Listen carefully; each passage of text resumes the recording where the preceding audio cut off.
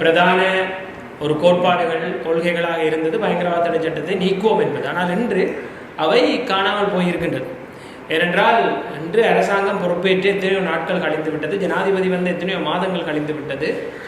3/2 பெரும்பான்மையை அடைந்த பிற்பாடு கூட அரசாங்கம் பயங்கரவாத தடை சட்டத்தை முழுமையாக நீக்குவதற்கான எந்த ஒரு ஆரம்பகட்ட நடவடிக்கைகளையும் செய்யவில்லை. மாறாக பயங்கரவாத தடை சட்டத்தை நீக்கினால் கூட வேறொரு அதே போன்ற ஒரு சட்டத்தை கொண்டு வருவோம் என்ற பேச்சுகள் தான் இடம்பெற்றுக் கொண்டிருக்கின்றது. குறிப்பாக கைது செய்யப்பட்டவருக்கு உரிமைகளை வழங்காத எந்த ஒரு அடக்குமுறை சட்டத்தையும் நாங்கள் ஏற்றுக்கொள்ளப் போவதில்லை. பயங்கரவாத தடை சட்டத்தினுடைய கெடுபிடிகள், பயங்கரவாத தடை சட்டம் எப்படியான மனித உரிமை மீறல்களை இவ்வளவு காலம் செய்திருக்கின்றது என்பது தொடர்பாக நாங்கள் எத்தனையோ தரம் பேசியிருக்கின்றோம், எவ்வளவோ கலந்துரையாடல்களை செய்திருக்கின்றோம், எடுத்து கூறியிருக்கின்றோம், வாழ்க்கையில் இருக்கின்ற உதாரணங்களை காட்டியிருக்கின்றோம். 15-20 வருடங்களாக கூட பலர் தடுத்து வைக்கப்பட்டு பின்னர் அவர்கள் குற்றமற்றவர்கள் என விடுதலை ஆகிய வரலாறுகள் எல்லாம் இங்கு இருக்கின்றன. அதேபோல் கடந்த காலங்களில் இடம்பெற்ற யுத்தத்தோடு சம்பந்தப்பட்டவர்கள் என்ற சந்தேகத்தின் பேரில் பயங்கரவாத தடை சட்டத்தினால் அதிக அளவிலான நபர்கள் கைது செய்யப்பட்டார்கள். அவர்களுக்கு தங்களை நிரூபிப்பதற்கு எந்தவித வாய்ப்புகளும் வழங்கப்படவில்லை. அவர்கள் ஒருவரின் கையெழுத்தினூடாக விரும்பிய நேரத்தில் விரும்பியவாறு தடுத்து வைக்கப்பட்டார்கள். வருடங்கள் ஓடின. 15-16 வருடங்கள் வரை தடுத்து வைக்கப்பட்ட பின்னர் நிரபராதிகளிடம் விடுதலை செய்யப்பட்டார். முத்தையா சகாதவன் என்ற நபர் அவ்வாறு தடுத்து வைத்திருக்கும் பொழுதே 15 வருடத்தின் பொழுது அவர் மரணம் அடைந்திருந்தார். இன்னும் பலர் அப்படி மரணம் அடைந்தும் இருக்கின்றார்கள். இவர்கள் தங்களுடைய குடும்பங்களை பிரிந்து வாழ்க்கையை இழந்து இந்த பயங்கரவாத சட்டத்தினால் பட்ட துன்பங்கள் கொஞ்ச நெஞ்சம் அல்ல. எனவேதான் நாங்கள் இந்த சட்டம் மனித உரிமைகளை மதிக்காத ஒரு சட்டம் என்ற அடிப்படையில் இதை நீக்க வேண்டும். இதற்கு பதிலாக சரியான எத்தனையோ சட்டங்கள் இருக்கின்றது, அவற்றின் கீழ் சந்தேக நபர்களை கைது செய்யலாம், விசாரிக்கலாம் என்று தொடர்ச்சியாக கூறிக்கொண்டிருக்கின்றனர். ஆனால் இந்த அரசாங்கம் வந்த பிற்பாடும் கூட தொடர்ச்சியாக பயங்கரவாத தடை சட்டத்தின் ஊடாக இடம்பெற்ற கைதுகள், ஏற்கனவே விடுதலையாகின நிரோஷன் மற்றும் சுவேந்திரனின் கைதுகள் என்பன மிகுந்த அதிர்ச்சியை நமக்கு ஏற்படுத்தியது. அதாவது 15 வருடங்கள் சிறையில் இருந்து குற்றமற்றவர்கள் என விடுதலையானவர்களை மீண்டும் அதே சட்டத்தில் இந்த அரசாங்கம் கைது செய்யும் என்பதை நாங்கள் கொஞ்சம் கூட எதிர்பார்க்கவில்லை. அதுவும் யாரோ எடுத்த ஒரு தொலைபேசி அழைப்புக்காக அவர்களை பயங்கரவாதிகள் என குற்றம் சாட்டி மீண்டும் ஒரு முறை எந்த வாய்ப்பும் வழங்காமல் தடுத்து வைத்திருக்கின்ற இந்த முறைமையை நாங்கள் முற்றாக எதிர்க்கிறோம். அதேபோல் வடக்கிலும் சரி கிழக்கிலும் சரி தமிழர்கள் நினைவேந்துகின்ற தளங்களிலும் சரி ஏற்படுகின்ற சிக்கல்கள் பிரச்சனைகளுக்கு தொடர்ச்சியாக பயங்கரவாத தடை சட்டம், பயங்கரவாத தடுப்பு பிரிவு என்ற விடயங்கள் தொடர்ச்சியாக உள்ளே வருகின்றன. இவை உடனடியாக நிறுத்தப்பட வேண்டும். அதேபோல் தெற்கில் கூட எப்படியான பிரச்சனைகள் இருந்தாலும் அவர்களுக்கு பொருத்தமான சட்டங்களின் ஊடாகவே அவர்கள் கைது செய்யப்பட வேண்டும். பயங்கரவாத தடை சட்டத்தின் ஊடாக அல்ல. பயங்கரவாத தடை சட்டத்தின் ஊடாக யாரையும் கைது செய்யக்கூடாது. மாறாக இந்த பயங்கரவாத தடை சட்டம் இந்த நாட்டில் இருந்து முற்றாக நீக்கப்பட வேண்டும் என்கின்ற ஒரு விடயத்தை நாங்கள் ஆணித்தனமாக இங்கு கூறிக்கொள்வோம். அதேபோல் தொடர்ச்சியாக மிக நீண்ட காலமாக 30 வருடம் வரை அரசியல் கைதிகள் தடுத்து வைக்கப்பட்டிருக்கின்றார்கள். அவர்களின் விடுதலை உறுதி செய்யப்பட வேண்டும். அவர்களின் விடுதலை என்பது காலத்தின் கட்டாயம். அவர்கள் மிக நீண்ட காலமாக தங்களது வாழ்க்கையை சிறையில் கழித்துக் கொண்டிருக்கின்றார்கள்.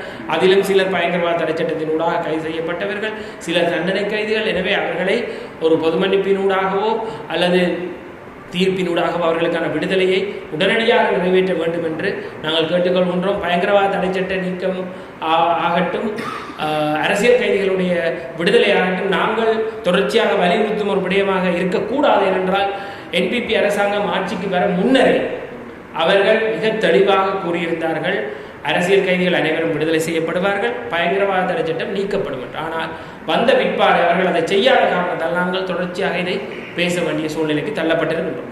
எனவே இந்த செய்ய வேண்டிய வேலைகளை காத்திரமாக உடனடியாக இந்த அரசாங்கம் நிறைவேற்ற வேண்டும் என்ற ஒரு கோரிக்கையை முன்வைத்து விடைபெறும்.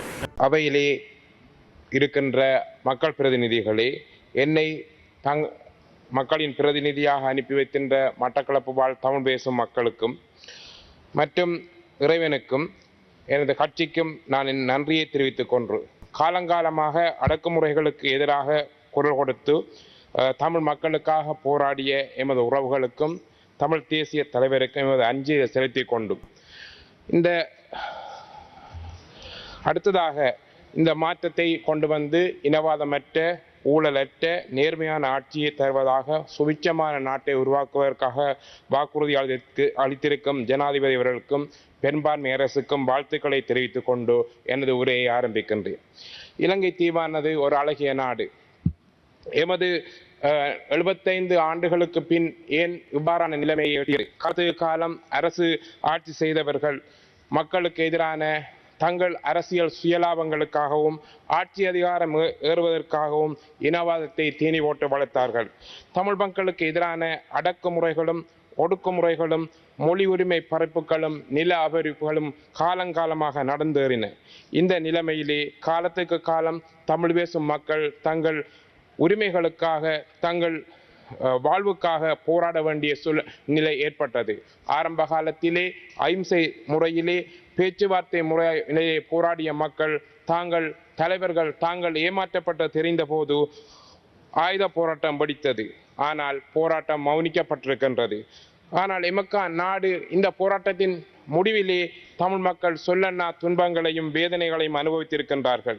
ஆனால் அது மட்டுமல்ல, நாடு சீரழிந்து போயிருக்கின்றது, சிரிந்து போயிருக்கின்றது, பொருளாதாரத்திலே வீழ்ந்து போயிருக்கின்றது.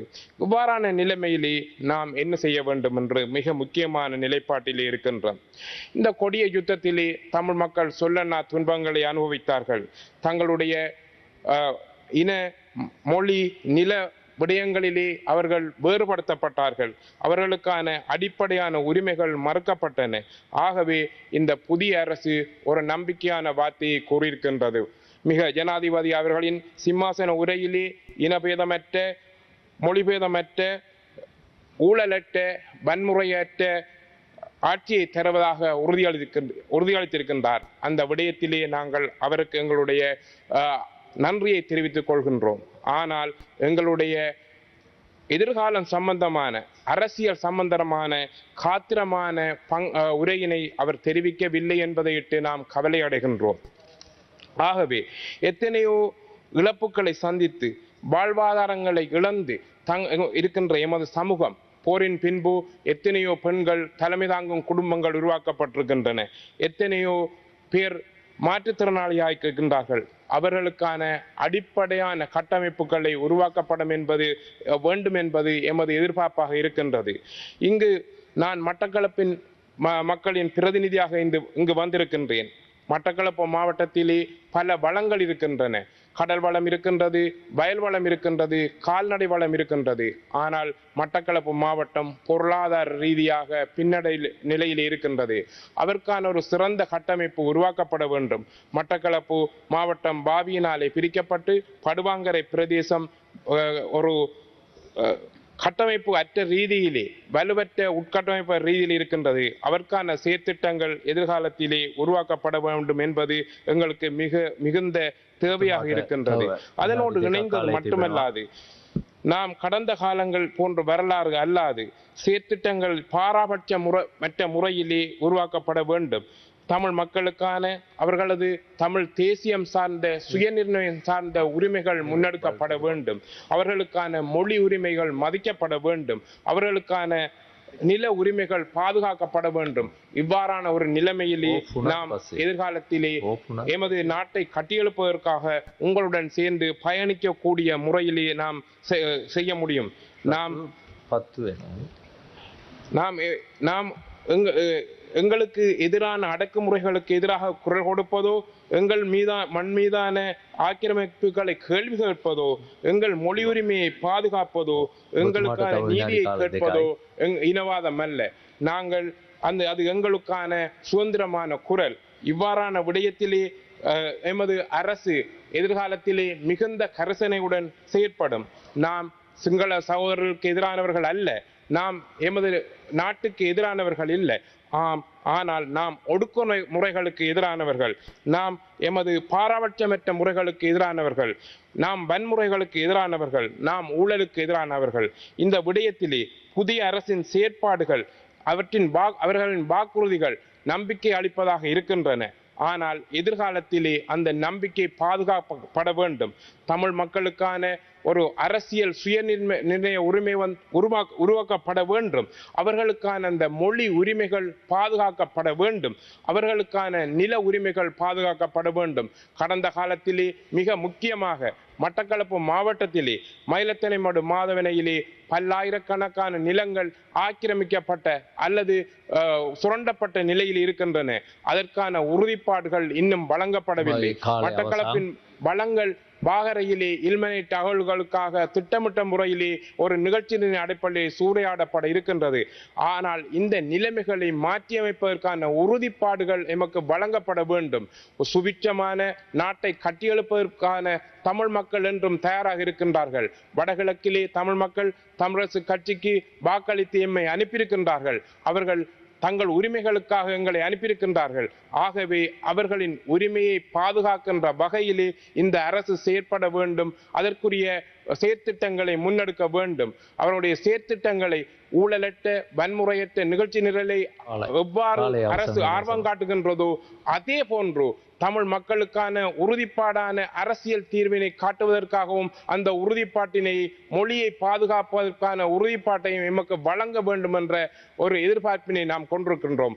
ஆகவே எதிர்காலத்திலே இந்த நாட்டை கட்டியெழுப்புவதற்கான இந்த செயற்பாட்டுக்காக நாங்களும் உங்களுடன் சேர்ந்து பயணிப்பதற்காக தயாராக இருக்கின்ற வேளை அந்த உங்களுடைய அந்த தெளிவான சமிஞ்சையினை நீங்கள் வெளிக்கொண்டு வேண்டும் என்று கேட்டுக்கொண்டு இந்த சபையிலே இவ்வாறான சந்தர்ப்பத்திலே அந்த உங்கள் அனைவருக்கும் நன்றியை கூறி முடித்துக் கொள்கின்றேன். நன்றி.